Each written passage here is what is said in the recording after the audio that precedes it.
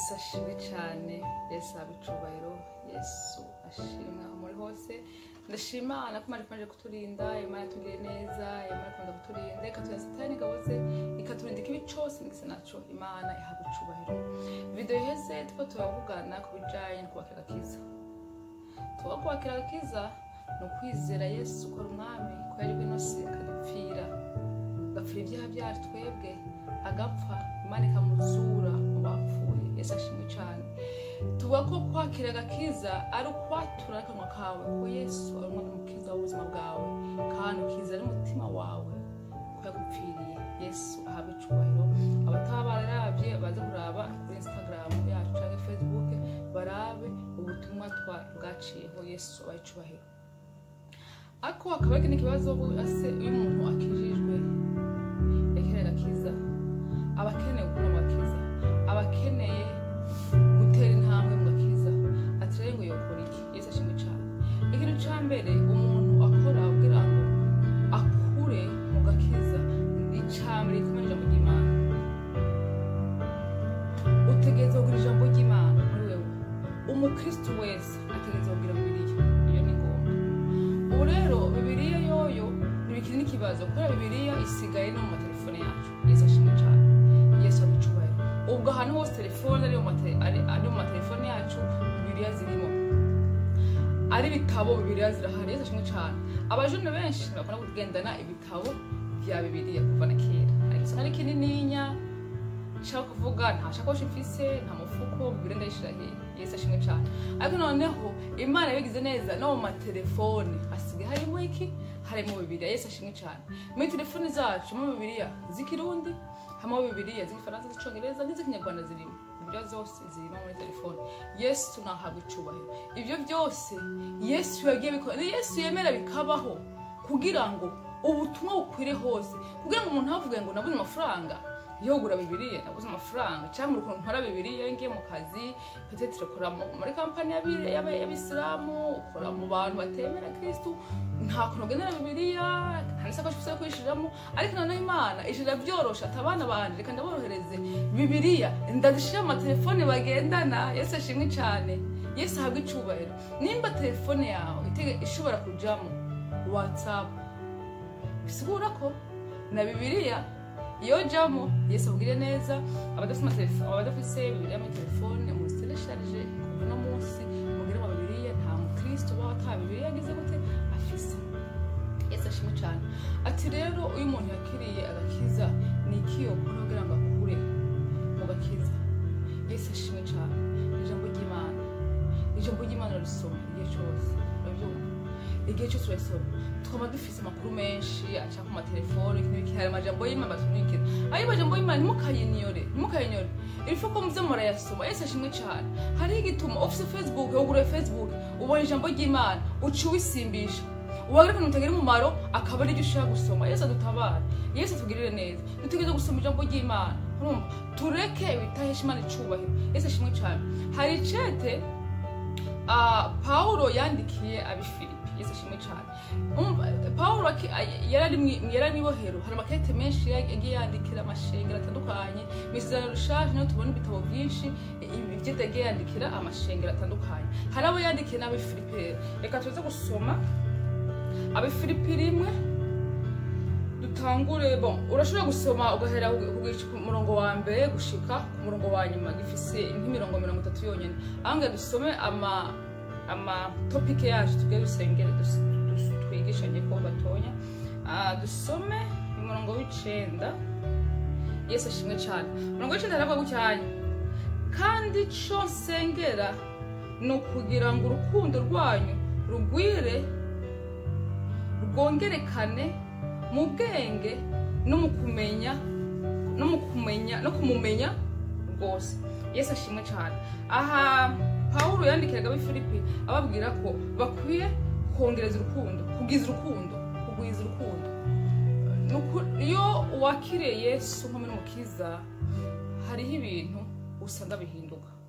Hari ibintu bihinduka bigahinduka ibintu wahora ukora ukabireka, ibintu utahora ukora byiza ugatangura kubikora. Yesu ashimwe cyane. Ahanye Paulo yabwiraga ab'Ifilipi ngo bagwize urukundo muri bo entre bagwiza urukundo. Yesu ashimwe cyane.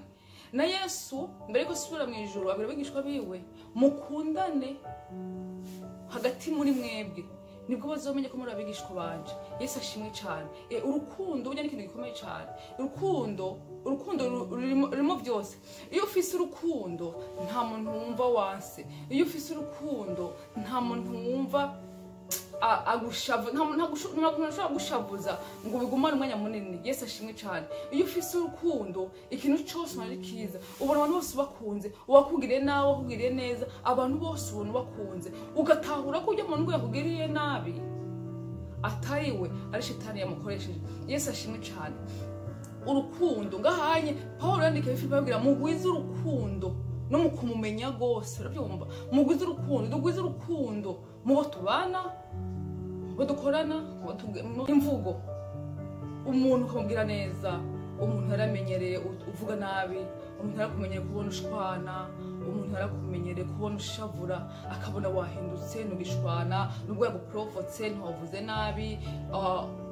Urukundo muri wewe umuntu yagira ikibazo ukamuremesha. Yesu ashimwe cyane. Ubutumwa ntibuvuga abapasiteri bonyene, ubutumwa ntibavuga abavuga ubutumwa bonyene, umuntu wese avuga ubutumwa ahari. Yesu ashimwe cyane. Ujye wegereye umuntu ukamubwira, ukamwihanganisha, nubwo afite ikibazo kumwihanganisha, ukamubwira nimba ibi byakunaniye, Yesu arahari azokugirira neza. Nimba mu ishuri wadubuye, Yesu yabibonye azokugirira neza. Ubutaha ntabwo uzodubura, Imana izoguha ubwenge. Ubuvuze ubutumwa. Yesu ashimwe cyane. Ubuvuze ubutumwa. Yesu ashimwe cyane. Kandi rwa rukundo rutuma wamwegereye. Yesu ashimwe cyane. Mu gice cya 10 aravuga murobanure ibidahwana, muhore mutagira ubupfunya cyangwa ibigwisha, gushitsa umunsi wa Kristo Yesu ahabwa icubahiro. Ati ngo murobanure ibidahwana. Paulo yarababwira barobanure ibidahwanya, donc bitagira umumaro. Bijya byose basama rero bitagira umumaro, babivemo birinde ibigwisha bya biganiro bibi babantu batwara mu bintu bitahesha Imana icubahiro. Hahantu tugenda ndahesha Imana icubahiro. Yesu ashimwe cyane. Twirinde ibigwisha. Yesu ashimwe cyane. Arabandanya umurongo wa 11 akavuga cyane mwuzure imbuto zo kugororoka ziheshwa na Yesu Kristo, ngo muheshe Imana icubahiro nishimwe. Haleluya. Ngo buzure imbuto zo kugororoka. Imbuto zo kugororoka nibwo bugwa neza. Yesu ashimwe cyane. Uravyumva? Bazosanga bakubone aho mukorana muhira, babone ubuzi bugwa neza muri wewe, ufise imbuto nziza bizera. Uravyumva? Kubera umuntu yake mwami Yesu arahinduka. Ni ngombwa ahinduke. No mu maso abantu barakuraba bakakubona mu bundi bwiza budasanzwe. Yesu ashimwe cyane. Basanzwe bakuzuriye Evrine, ariko amaze gukubona wakire Yesu hari ikintu kiba.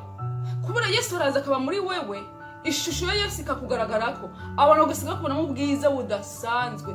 Kubera isura yawe igumikeye, wahora ushavura, isura yagenda igacya, abantu bakakubona uratwenze. Yesu ashimwe cyane.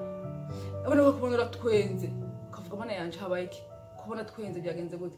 Kubera ntibasinze kubona utwenga, wamana ishavu, wamana gahinda kuri wewe, ariko kubera wakire Yesu Kristo. Iyo wakire Yesu Kristo umunezero muri wewe, ahagwiza amahoro muri wewe, ahagwiza ibyishimo muri wewe, abantu bakubona bakora ufise umunezero, bakabona umeze neza atakibazo na kimwe, atari ko bari basanzwe bakubona. Izi ni za mbuto nziza. Urabyumva? Umuntu yaguhonyorako ukavuga mpore, ukarumubwira mpore kwihanagura, apana cyage umuntu haragucako ukamutuka, ukamubwira hari igise umuntu akubwira gucyanye ngo ndashobora kukubwira ijambo ukazofata gibagiye.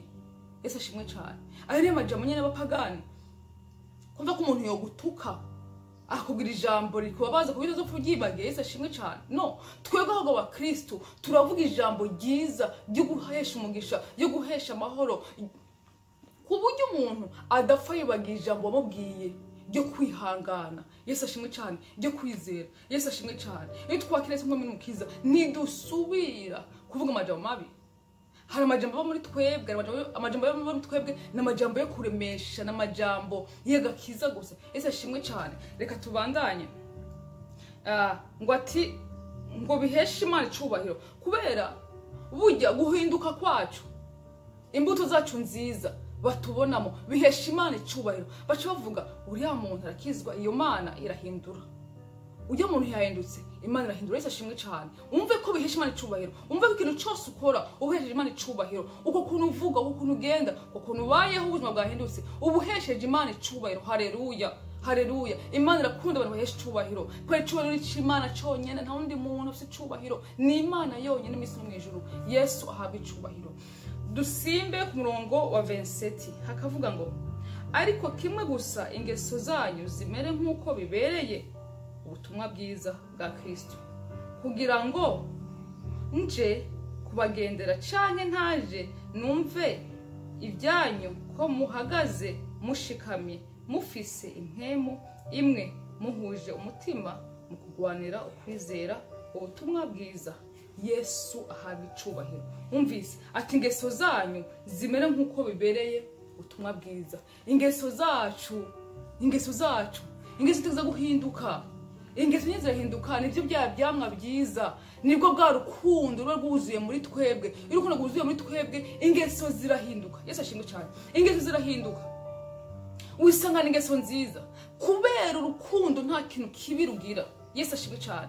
Urukundo rukora ibintu byiza byose. Yesu ashimwe cyane. Haleluya. Yesu atugirire neza. Urabyumva ati ingeso zanyu zimere nk'uko bibereye ubutumwa bwiza bwa Kristo Yesu. Yesu ashimwe cyane.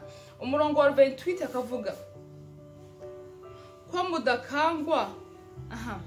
mudakangwa n'abagwanizi ku kintu na kimwe, ico kizobabera abo ikimenyetso cyo guhona, ariko mwebwe ice gakiza kandi kivuye ku Mana. Haleluya. Yesu ashimwe cyane. Ati ntitugakangwe n'umugwanizi. Urabyumva? Yesu ashimwe cyane. Iyo wamaze kwakira Yesu nk'umwami n'umukiza, nta kiba kigukanga, ubukene ntibugukanga, ingwara ntizigukanga, kuko uzi ko Yesu ari kumwe nawe. Yesu ashimwe cyane. Ati ntidutinye wa mugwanizi. Yesu ashimwe cyane ko bavuga ngo mudakangwa n'abagwanizi ku kintu na kimwe.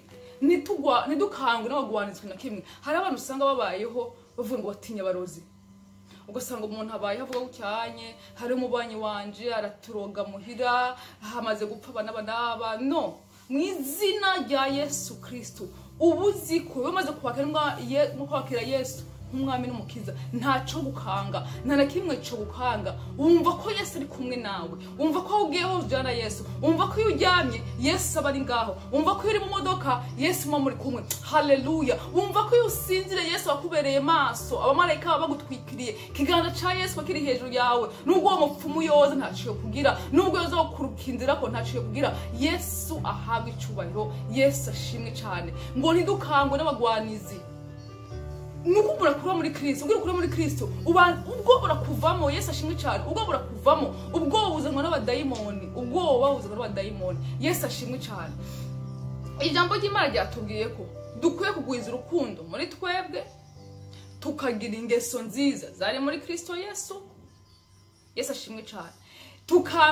Tukera imbuto nziza, tugahindura amajambo twara tuvuga, ibiganiro twara tugira, tugahindura ahantu twara tugenda adahesha Imana icubahiro, tugahindura abagenzi twara tugendana adahesha Imana icubahiro, kugira ngo ukure mu gakiza. Ntushobora gukura mu gakiza ukiri muri bya bindi. Yesu ashimwe cyane. Muri Bibiliya havuga cyane Satani mwamwirukana nawe azobahunga. Yesu ashimwe cyane. Yes, ntushobora kuba mugenda ahantu hora ugendera kandi wumva ko ukeneye gukizwa neza, ukeneye gukomera mu gakiza. Oya, kugira ukomere mu gakiza ureka hamwe hora ugenda adahesha Imana icubahiro, ibyo hora ukora bidahesha Imana icubahiro, ibyo hora uvuga bidahesha Imana icubahiro, ikintu cyose kitajanye n'ubutumwa bwiza, kitajanye n'uko Imana ishaka, urakireka. Niho ugenda ukura mu gakiza, hama ukamusoma ijambo ry'Imana. Yesu ashimwe cyane.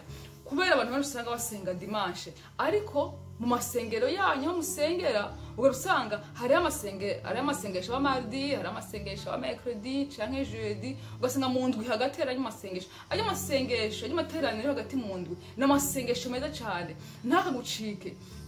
Nimba urugenda muri siporo ajya amasaha yo kugenda gusenga mu ndwi hagati, iyo siporo yire kuwo munsi uzoyikora ikindi gihe batasenze, ariko ijya minsi yo gusenga mu rusengero ugende, wamugenda kwiga ijambo ry'Imana plus usenga plus mu ijambo ry'Imana plus wegera Imana cyane ushobora gukura mu gakiza utariko urasenga utajya mu nzu y'Imana. Yesu akugire neza. Reka dusenge.